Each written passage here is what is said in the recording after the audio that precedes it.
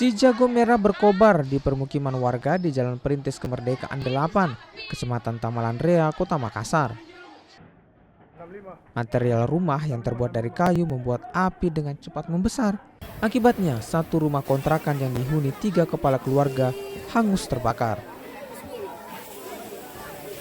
Untuk memadamkan api, 4 armada kebakaran dan 1 mobil rescue diturunkan.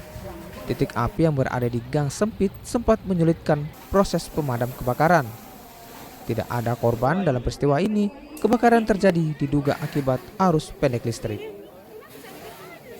Ini yang terbakar berapa rumah ini? 3 rumah ya, habis Kak. Itu satu rumah atau bagaimana? Satu rumah tapi dia kan pondok, jadi ada kamar. Oh, dia petak-petak begitu.